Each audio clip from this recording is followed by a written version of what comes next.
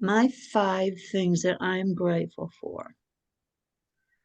Um, I'm actually grateful for my alcoholic father because of all the things that I have learned from that experience and how far I've come in forgiving and overcoming all the hurt from my childhood. I've been able to let that go.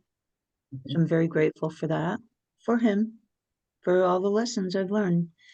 I am grateful for having a roof over my head and food on my table and a car in the driveway. I'm grateful that I stuck out my job and have a pension. Um, I'm grateful for all the lessons that I've learned and all the gifts that I've been given throughout my lifetime, especially the Madonna Ministries. Mhm. Beautiful. Next, Well, and you did say life was your number one. yeah, that's my number one. Yeah. I pulled out my very first gratitude journal. Ah, I said I used Oh. to do this at work because I got voluntold to be on a morale committee at work. So I said, yeah, oh, I like you that. will be on this Voluntold. committee. Yeah, voluntold. So I had to start to try to get everybody, I had to be the cheerleader, and I don't have the legs to be a cheerleader. So my very first entry was Wednesday, October 24th, 2001.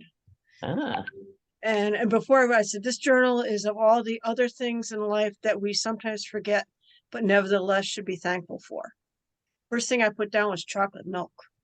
The smell of laundry that's been dried on the clothesline.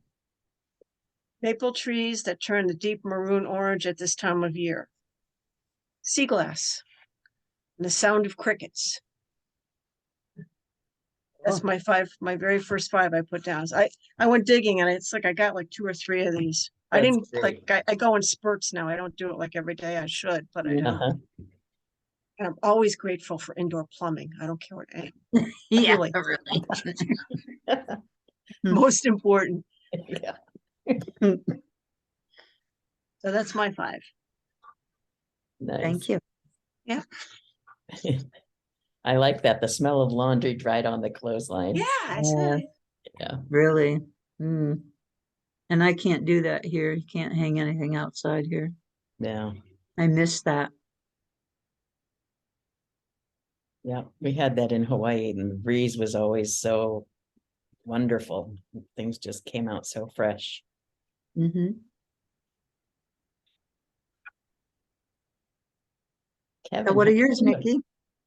Mine? Yeah. Well, I'm always grateful for the ocean, living close enough to Mhm. the ocean to walk there every single day, because that is my meditation spot. And I just invested in, I'm grateful that I was able to invest in a rocker beach chair. And so Ooh, it's got like the, what do you call, piston kind of air springs in the back of mhm. it. So it Wow. sits and I could just rock and it's like, oh, this is Oh, good. cool. So I'm real excited about that. Yeah. And I'm grateful that my dear loves of candles and incense don't bother my breathing. So I'm really happy about that because I really love the atmosphere and the ambiance of having smudgings and incense and candles in my evenings. And how many was that? I'm grateful for all of these beautiful herbs that I've been taking on this detox because my body feels really good when it's clearing itself out and not having all this inflammation. So Mhm. very happy about that. And I was even able to stay on the detox during Thanksgiving. They had a vegan plate where I was eating. And so I was able to stay on the veggies and clear out. Cool. Yeah. Evan, how about you? Yeah, I'll start from. I had five things, and the first one was my spirituality, because my spirituality gives me peace to deal with all the other crap thrown at me. You know, I have my faith, and my faith supports me, and I'm thankful for that. The first thing, physically, is, you know, I'm thankful for my health and home, because I'm healthy, even though I'm breaking all the norms, you know, and I should have been dead years ago, and I'm still here aggravating the world. And I have a home that gives me comfort, as well as my friends that have come here. And they've told me that they, you know, they feel warm and accepted, and comfortable here. The other thing, I'm thankful for all my ancestors and mentors that I've had throughout the years, and I've learned so much from, and I continue to learn from them. You know, even though I'm retired, they still nurture me in one way or the other, and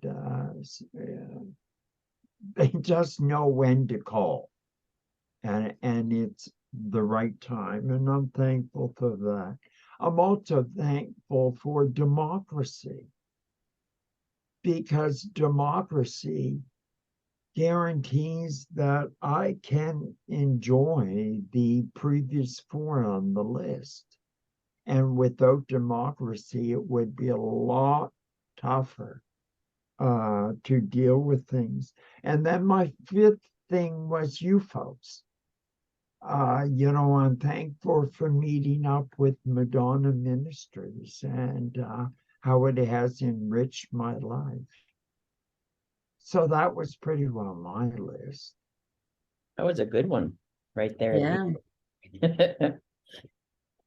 Good for us. We are grateful. So how about if I throw out some of these questions? Okay. What's the nicest compliment that someone has ever given you? Ooh. Wow. I'll go first, Okay. because I thought a lot about that one. And I think the one that comes to mind first is 2 years ago, I was nominated for the National Hospice Volunteer of the Year by my volunteer coordinator at Visiting Nurses. And when she gave me the letter where she nominated me, it made me cry. And the first thing I wanted to do when I left her that day was I wanted to call my mother, Uh-huh. because she was the reason why I got involved in this. And I Yeah. wanted to call her so bad, but then I thought, no, she's here anyway. She knows. Yeah. Yeah. That was a very proud moment for me. Yeah. That's wonderful. Yeah. How about you guys? Come on, brag on yourself. It feels good. I know we need to do it more, right? Yes. Yeah. When I was digging out my journals here, I found a card, Mhm. and I forgot I had this. It says, "Ah, shucks, you shouldn't have, but I'm sure glad you did. Thanks." And it's signed by, like, I think there's like a half a dozen different people. And well, in 2000, I had breast cancer, and I went through surgery and radiation, and I'm good. But you get to the point where you want to give something back to society. Yeah. And it's like, we didn't have any money to get back. So I said, well, what I can do is I read. So I was a volunteer for the literacy volunteers. And this card was from my students. It was English as a second language students. Oh, that was funny. David was from Mexico, and I had some Ukrainians. I had a French Canadian. She only spoke French. I had another person was from Brazil.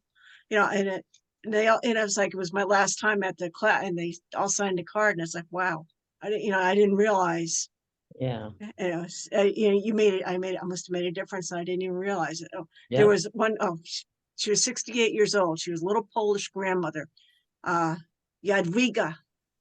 And, they had a big desktop computer to use, but I brought in my laptop once in a while because the program wouldn't always work. And she said, DB, she called me DB, DB, my son, he buy me computer. No, like this. He buy me a laptop. He Ah, go buy me laptop. And she had never touched a computer before she started in the class. And it was like, she was so cute.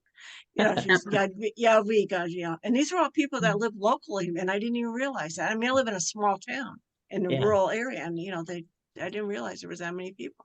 But she was so cute. They were all so cute. We yeah. had a party, like the last day, everybody brought one of their national foods, so we had like a party. Yeah, so that was my car. I just happened to find it in this book, and it's like, wow, I forgot about That's that. sweet. Cool. Yeah. Very cool. Kevin? Well, I guess it would be the time I received the Lifetime Achievement Award for all the work I'd done in the city. Because I mean, I never expect or want the spotlight of recognition. And they called, and the first thing I said was, "Am I gonna die?" You know, thinking that, they only nominate you when you're gonna die. So that was a pretty big step. And then another one that was given to me was pretty well the same year almost, and a landmark award from the youth community. Wow. Yeah. And so that, I mean, I was sitting in a room full of, I was 60 and they were 12, kind of thing. But yet it was really touching that they had recognized my contribution to them being able to be who they were 40 years later. Mhm. So that made me pretty Yeah. proud. Nice. Cool. Nikki? Yeah, the one that comes to mind, I've been working a lot with these advanced technology, a lot of brainiacs, people who are very intelligent and very skilled. And I felt like I was going unnoticed or kind of running under the radar because my talents are communications and marketing as opposed to technology. But during a big meeting for the whole company for doing updates, one of the people that's in charge basically referred to me as a force to be reckoned with to get things done and just to keep the ball rolling and keep chugging. So that was a really nice one for me because I really felt like I was just kind of a nobody in the room, right? Mhm. Because, I'm passionate cool. about it. But yeah, Yeah. so that was a nice one. Okay, let me pick another one. Describe something that someone has done that made you feel truly loved. And I'll go first again. Okay. Because the thing that came to mind for me was my youngest granddaughter with that birthday card. I cannot get that birthday card out of my mind. It said, I know I told you before, but it said, you have loved me since I was born, but I have loved you my whole life. Sweet. And Yeah. and on the inside it said, you've been a big part of what has made me who I am today. That I love that. That's gorgeous. Yeah. Anyone else? The thinking. It's hard to do this for ourselves. I know, that's why I'm doing it, We need because this practice. you do. This part Yeah. of loving yourself. That's for Give sure. yourself some credit. Yeah. Something that someone has done that made you feel truly loved. married me. For me, I think the first time I realized that my kids felt protective of me was when my oldest son finally got himself through life challenges, etc., and decided he will never take money from me again. And that's an apology from him. So he wrote me a check. He sent me money a couple times. And it's like, you Wow, don't need to do that. He says, I owe you much more than this, Mom. He says, and I don't ever want to be a burden cool. to you again. So that That's was, awesome, yeah, that was amazing. Debbie. Well, with me, it had to be just the patience that Steve, my husband, had with me, and my wacky moods I get into. I mean, dragging him to, I do a lot of knitting and I have spinning wheels, and I dragging him to these fiber festivals. And it's like, he couldn't care less. He would, find a cafeteria and sit and have coffee while I ran around like an idiot. I mean, just, he tolerated all my weirdness, which was, which the first husband couldn't deal with it, but he could tolerate my weirdness, which was great. Yeah, It's really that's great when cool. you find someone that you can, understand at a deeper level. Yeah. Sometimes you have to practice a couple times before you find the right one. Yeah. Yeah. What is something that you thought you could never do, but you proved yourself wrong? Oh, do I go first again? You can. You've had time to think Um, about these things. Actually, that one I hadn't, but just off the top of my head, when I first started working at the rec department, I had a degree in physical education, and I had been teaching, but I didn't like it. So I talked the recreation director into starting a women's softball league, and I said I'd run the league for him. And after a couple of years, he said to me, why don't you become an umpire? You're always looking for some extra money. Why don't you become an umpire? And I'm like, me? Really? An umpire? Ooh. So he said, I'll pay for you to take the classes. So I took the classes and I passed with flying colors, and I became the first female American Softball Association umpire in Connecticut. Nice. That's And cool. I did not think I could do it. No, I did it. that's fun. Scared to death the first game I did, but and then in the first game I did, the first guy that came up to bat said to me, okay, a female umpire. Well, at least you smell better than all the other guys.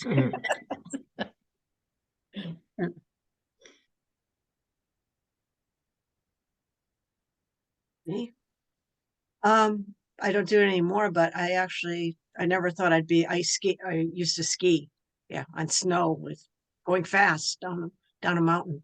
I mean, I'm someone that can like trip over the pattern in the carpet normally, but yeah, I used to ski. Yeah, I find that amazing, but I was able to do that. I got talked into it, and hey, I could do it. I Yeah. actually liked it. Of course, it's so darn expensive now, but Yeah. I don't know. I'm trying to think. I've always been the one that thinks I can do anything, but something I didn't think I could accomplish. I mean, I was first in my family to graduate college, first to hit 6 figures in income. Didn't keep it, but I got there. So stuff like that. But I tend to go out to achieve things. Physically, I was a dance instructor for a long time. What about you, Kev? Well, I can't think of anything. Uh, uh, it's a bit like you, Nikki. I kind of tackle and succeed when I tackle anything. Yeah. And it's not because I'm so positive that I know how to do it. but Right. I look at it as a challenge to see whether I can do it. I guess the one thing was when I used to belong to this group in Toronto, and one of their big functions that they did every year was raise toys for tots for kids. And I used to love the function every year and went to it. And so one year, it was about year 7 of my membership, they said, Kevin, would you consider doing it? And I was kind of flabbergasted and said, oh, I have no idea how to do anything like that. Well, they used to have 50 people show up at 2 events to collect toys for children, whatever.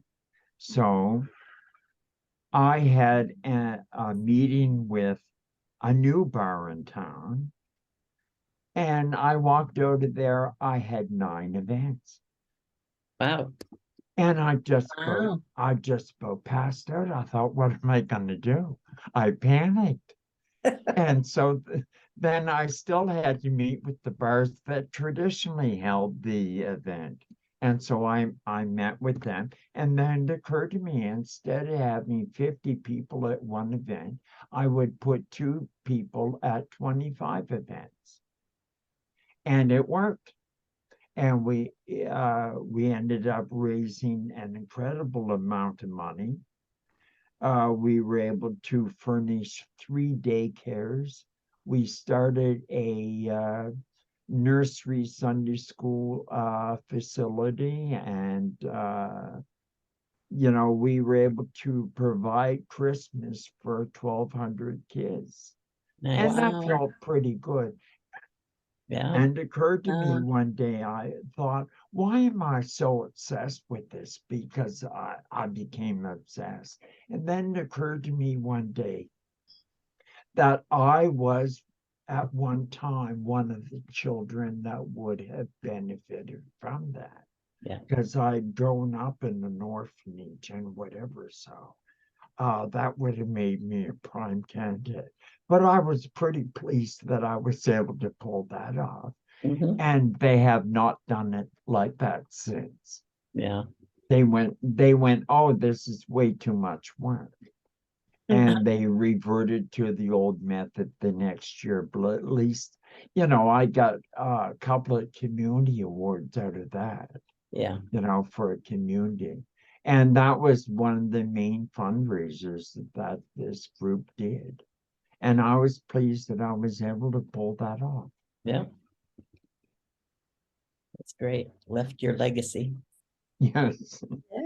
Yeah. All right. Another question. Okay, this one's kind of interesting. What's a song that actually brought you to tears? Um, And I can answer that one right away too. There's 3 songs that I think of right away, but the first one was right after COVID started and everything was shut down and nobody was leaving their house. On Facebook, there was a video of a man and his daughter singing the prayer. It's a duet, and it made me cry. nice. If you've never heard it, look it up. Yeah. Father and daughter singing the prayer. It's beautiful. That brought me to tears. But another song that does that for me is, have you ever heard a singer named Eva Cassidy? Yeah. Her version of Somewhere Over the Rainbow. Yeah. That's beautiful. Ugh, beautiful. It gives me goosebumps. Yeah. And that brought me to tears. And then the other one is that song Hallelujah. Yeah. Every time I hear somebody sing that, I get goosebumps and teary-eyed. Such a beautiful song. Yeah. Have you ever Especially heard when Katie Lang sing that? Hallelujah. Yeah, yeah. She opened the Vancouver Olympics, Winter Olympics with that song Oh, I and think I literally remember brought the that. house down. Yeah. Yeah. And I just heard it this morning again on I think it was the Sunday morning show was about Andrea Mhm. Bocelli. Yeah. He sang it with his granddaughter and it was beautiful. Yeah. But there's a version of that, him singing that with Celine Dion. Yeah. Beautiful. I love his voice. Yeah. Me? Debbie? Um, when well, my husband, he ended up, I don't know if you know, but he had to have a lung transplant in 2010. But before that, he was very sick. I mean, he was maybe a month and a half away from dying. He was that sick.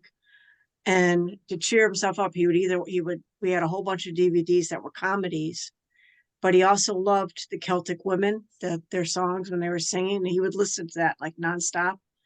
And one of them is Ave Maria, one of the original women in it used to sing that. So when we got better, we went to like a couple of their concerts, and she would sing it, and I swear to God, I had goosebumps. It's like it was incredible, and yeah, it was. Nice. You can't stop crying. It's just Ave Maria. And she even said in an interview she had no idea what the words were because, of course, she's Irish. She said, I don't know what I'm saying. And it's what, Latin or something. And she said, but, she would just belt it out and it was incredible. So, Yeah. Ave Maria. Yeah. Yeah. Yep. Nikki? Mine is Hawaii 78. There's a version of a song that talks about what their ancestors would see if they came back today and saw all the highways on the sacred land and all that sort of thing. Oh, wow. That's very nicely done. And it's done by multiple musicians across the world. And so What's the name of it? Hawaii 78. Oh, I'll have to look that up. It's on YouTube. Okay. Let me write that down. So that one touches me every time. How about you, Kev? I guess it would be the song Fare Thee Well Love. It's done by Celtic family in Cape Breton, and it's beautiful. It's mournful. It rips your heart out and wrings your heart just to make sure they've got the last teardrop. And it's a beautiful song if you ever get a chance to hear it. It's called Fare Thee Well Love. It's all about dying and whatever, all the cheery topics, Yeah. but it's so well done. Well, and on the flip side, what never fails to make you laugh? I love watching videos of kids rocking it out to a song and their parent being very supportive of them. I've seen 2 or 3 of those lately, and it's really fun. I just recently posted and I know Kevin, I know you follow me and I think Debbie does too, but it, it was a video of a dog. It made me laugh out loud. It was a black lab and his owner gave him a piece of mango and he took it in his mouth. And Yes. as soon as he took it in his mouth, he just stopped chewing and looked right up at his master like, you really want me to eat this?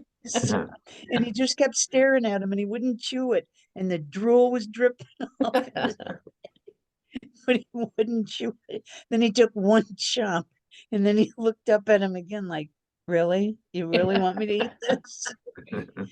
I like animal videos. They make me laugh. Or babies laughing. Oh yeah, those are fun. Babies Yeah, laugh. yeah. That always makes me laugh too. Yeah. Me? I was thinking the old Carol Burnett shows when they would do some of their skits. Oh yeah. Yeah, that or even like Laverne and Shirley, with some of the things that they did. Yeah. And Used I to- suppose you could even say Lucy too. Mhm. Oh yeah. I love Lucy. Yeah. Or I like Night Court too. That was funny.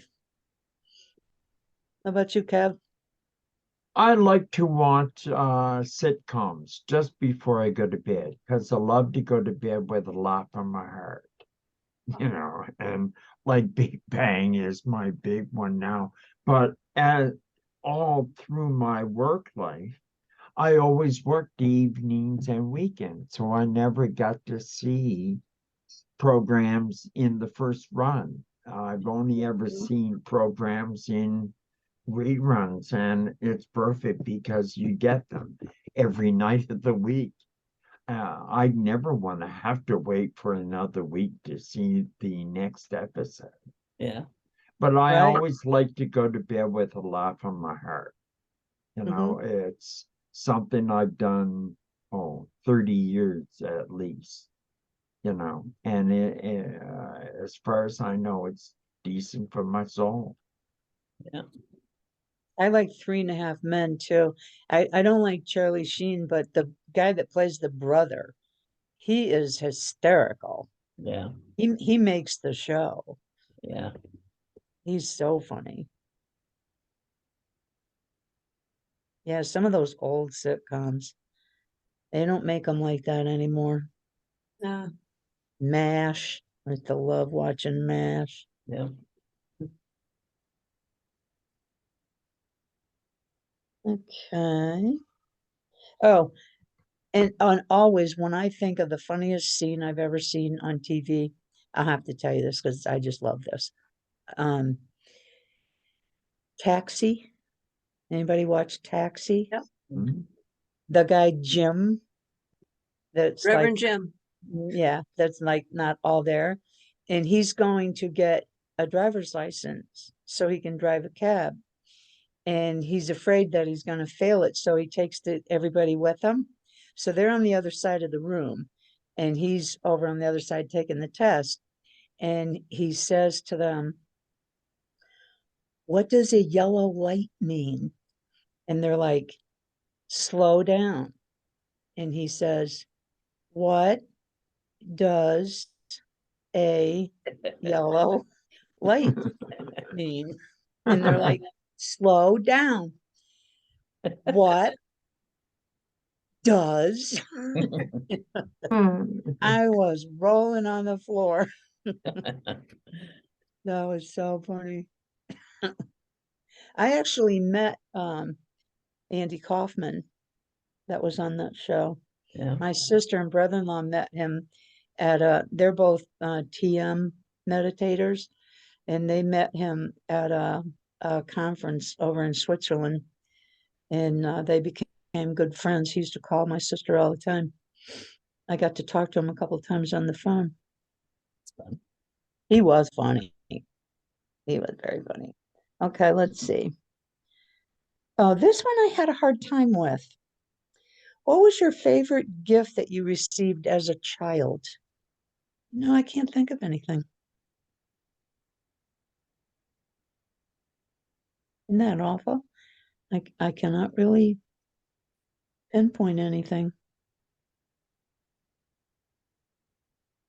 But then I wasn't a real happy child, so I was a middle child, and my older sister got everything new, and then it was passed down to me, and then it was too old for my younger sister, so she got new. So mostly I had hand-me-downs. I really don't remember a favorite gift. Anybody, any of you guys? It was tough for me. Well, too, I had an alcoholic father, and I was born, my parents were like 40 when I was born. I was the accident because my brother and sister they were all in their teens, late teens when I came along. But the one thing, and I still have it, was this little stuffed tiger. And it actually wasn't a gift to me. It was a gift to my oldest brother, Ray, I think she was a girl in high school, gave it to him. But my brother Ray was gay. And so she was like, she like adored him, and he kept saying, well, trying to say, oh, got really interested, and she couldn't get it. I mean, when he died, well, one of my family members died, she actually showed up at the funeral and was trying to be all our friends again. It's like, who is this woman? I mean, she ended up like naming her children She named her first son Ray after my brother. It's like, Wow. she doesn't get it, but I still have this tiger that he gave me because it's like, obviously he's like, he doesn't want this little stuffed tiger. And I have had nightmares sometimes, and I'll go and I'll reach for the tiger because it makes me feel better if I'm having a nightmare. So Hmm. Wow.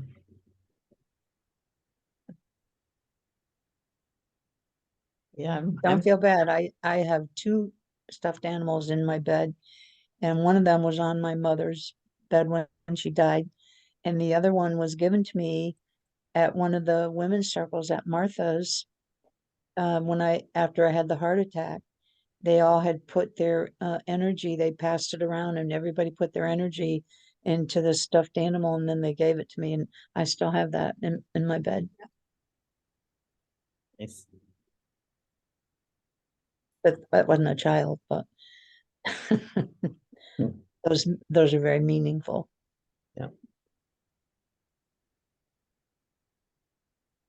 yeah, the only thing that's coming to me is seeing a picture of a Barbie doll cake, birthday cake.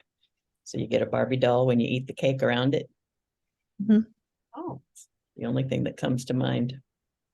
Well, that's kind of cool. Never heard of that. Yeah. Yeah. Yeah, the cake was her dress. Oh, wow.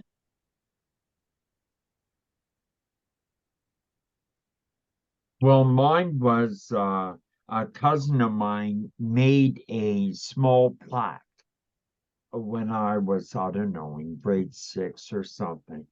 And on it was written, if you in wisdom's ways would walk, 5 things observe with care. Whom you talk, or of whom you talk, and how you talk, and when and where. And I adopted that in grade 6, and that became my life motto. And it still is today. And it's how careful you have to be with what you say to who. And always, and I learned the lessons the hard way by saying the wrong things. And it came back to bite me. And so, I adopted that slogan. And I don't know if the cousin ever knew how much that meant to me to read that. Yeah.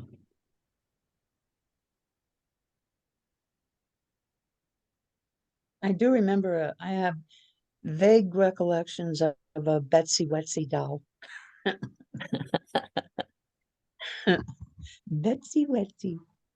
Okay, let's see. We got time for a couple more here. Have you ever had a negative impression of someone that changed once you got to know them?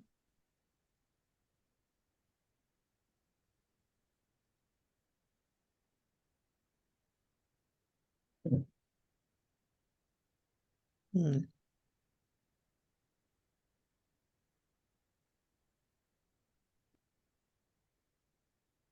I know That's a I hard, have, but I can't remember who it is. I just yeah, know I there know was someone. that's a hard one. Anybody? Otherwise, I'll go on to another one. Yeah, I went through some transformational work, and there were people that I would not have wanted to get to know, but as I heard their stories, then it became more meaningful to me to know them. So that's just one example. Mm-hmm.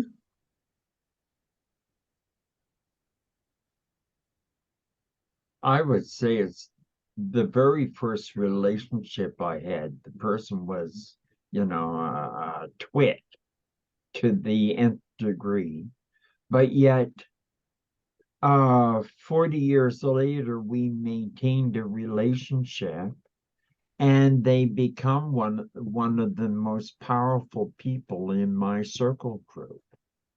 And that changed my opinion a lot. And there was still that element of twit, but yet there was so much beyond that, which I hadn't seen originally.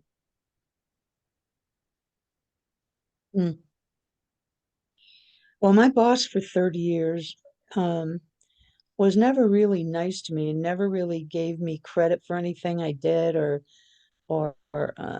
praised me for anything that I did at work. He was always kind of, walk 5 paces behind me and and if I couldn't answer a question, he'd always say something like, well, you're the one that went to college. How come you don't know the answer to that? But I always knew that in a pinch, he would have my back. I always knew that. And then I found out later in life that he actually really liked me a lot, but he never really told me that. Oh, wow.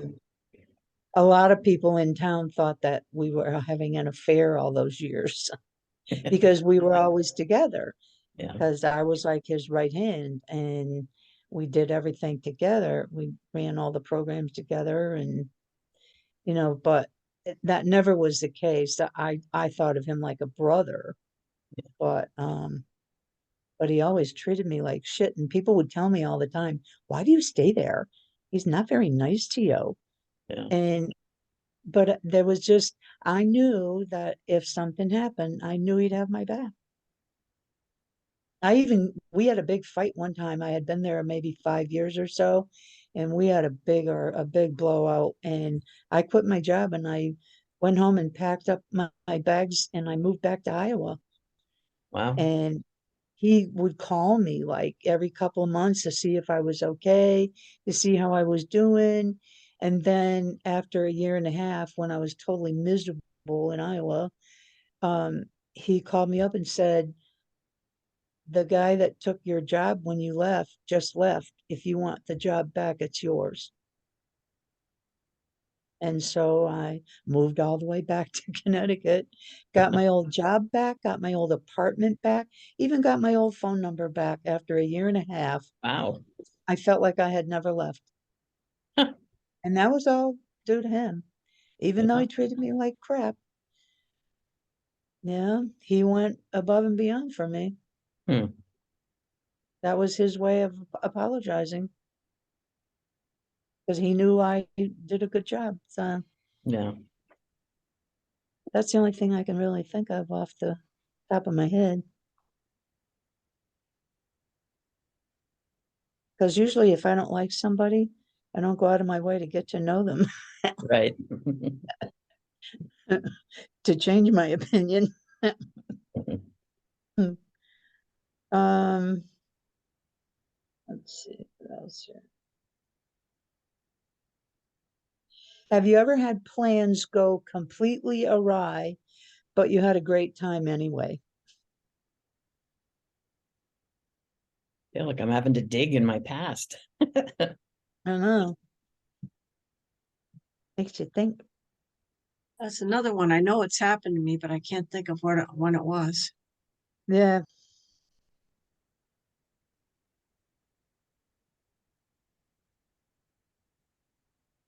All right, let's do an easy one. What daily convenience are you most thankful for? Indoor plumbing.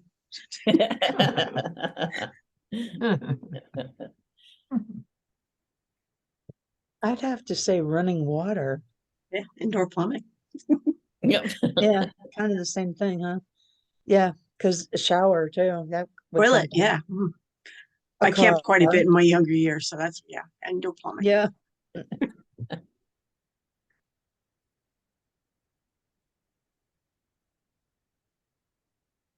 What was the Daily question convenience. again? What daily convenience are you most thankful for? I would say the computer. Because with My me, phone like, that hardly ever leaves my hand. yeah, like with me, I've lost my ability to handwrite, but yet at the computer, I can still communicate, whereas I can't write, but yet I can still, thankfully, I can still type. So the computer would be Yeah. the thing Communication. yeah, that I'm Yeah. able to communicate. Yeah. I have to say too, I probably couldn't live without my TV. I could Computer live is my without. TV. Yeah, I was just gonna say I could live without my TV because it's on Yeah. my computer. Yep. Well, yeah, kind of the same thing, but sometimes I just have it on just for noise. Yeah. You know, I'll be doing something else. I'll be sewing or whatever, and it's just on for the noise. I don't like silence. Yeah. Never have. Love music, but I don't like silence. Xfinity has a lot of music channels if you have Xfinity. A lot of times on my TV, I'll put on soundscapes Yep, that's and what beautiful music, and it always has a little um, piece of advice or a saying along with the music. That's always really pretty good. A lot of Khalil Gibran and a lot of famous people quotes and all positive. Yep. Yeah. Yeah, I like that channel too. So let's see. Oh, has a stranger ever helped you out during a difficult time? And what happened?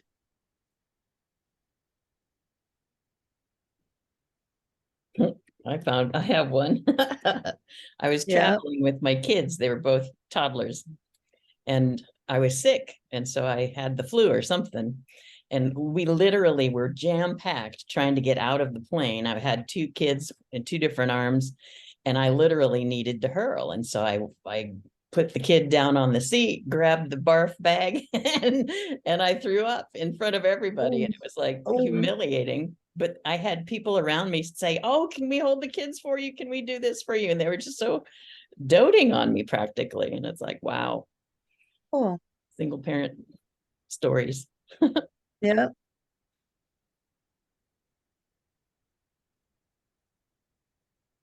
again, I know there's been times, but I can't remember anything specific at this moment.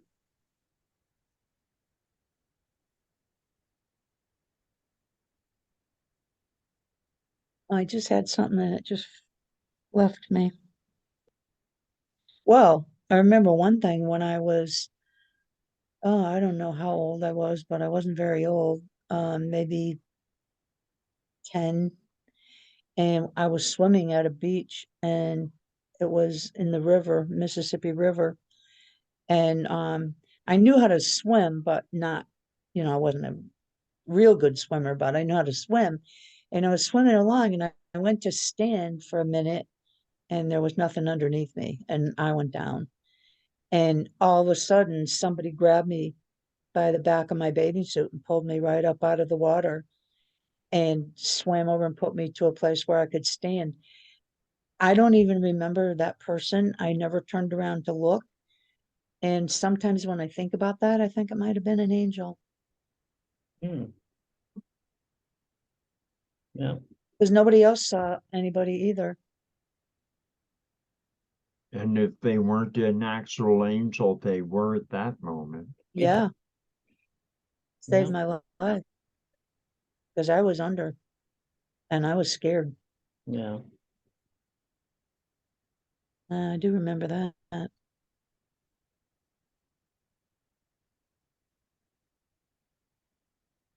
Well, I wanted to tell you Did I tell you what my daughter did? I think I did that last week. That really impressed me. I was so astounded that she did that. We were in a restaurant having breakfast, Yeah. and a woman came in alone. I told you that story, right? She Yeah, went and paid for that lady. Oh, yeah. Yeah, that really astounded me. Well, I did a good job. well, exactly. Yeah. Mine would be when I first got sick. The next door neighbor would come over, and every snowfall, the doorstep would be shoveled.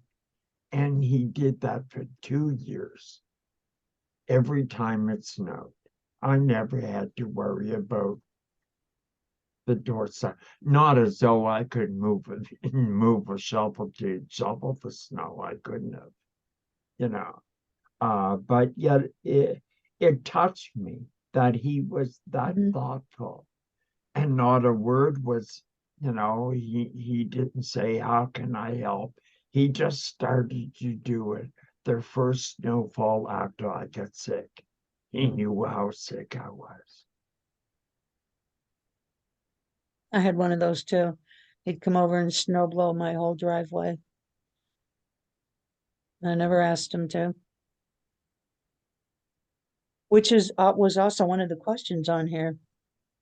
Was about, where is it? Something about a neighbor that, do you remember a neighbor? Where is it?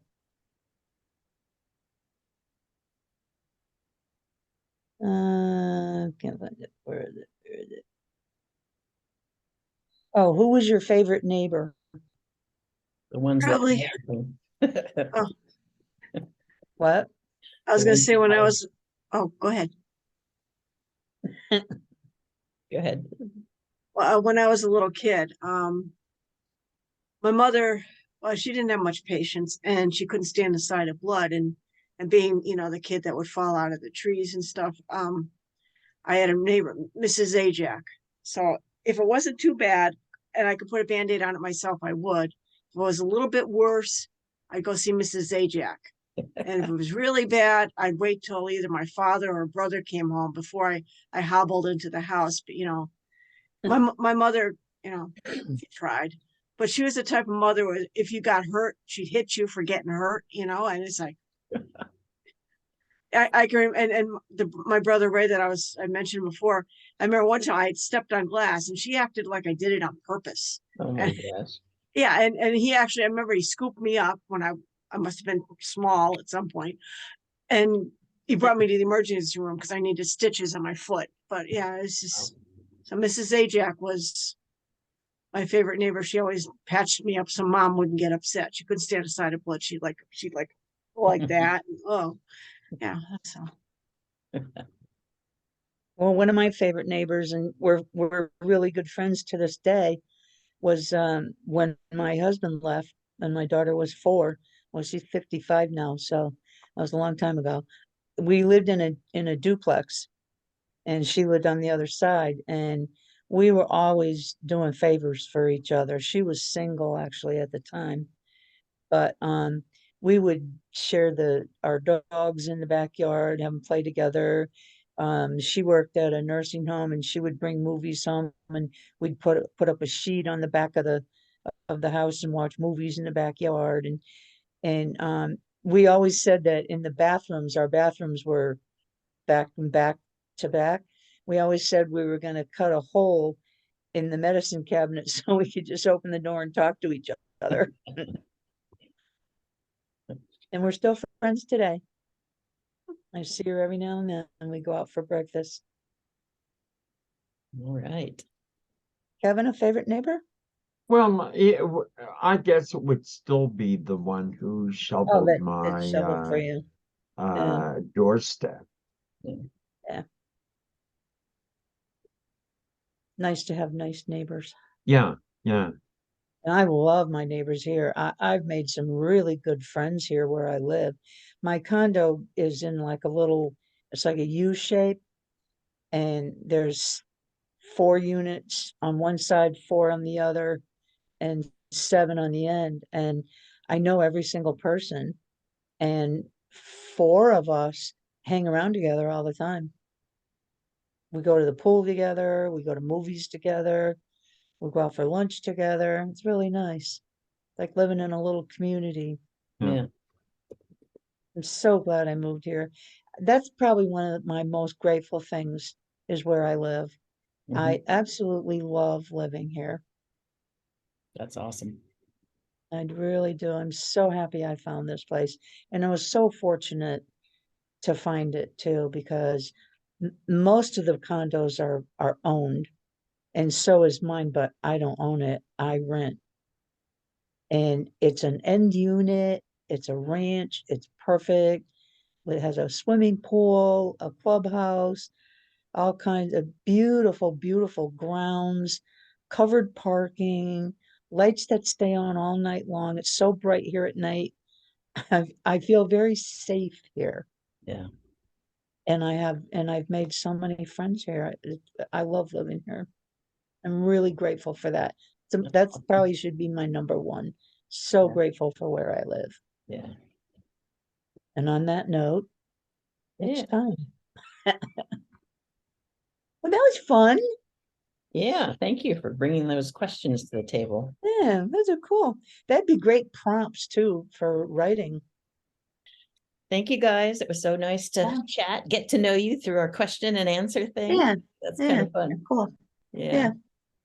All We should right. do that more often Yeah. because it's nice to get to know people better. Yeah. All righty. Well, have a wonderful week. Yeah. We'll see you next week. Same time, same station. Bye for now. Bye. Bye.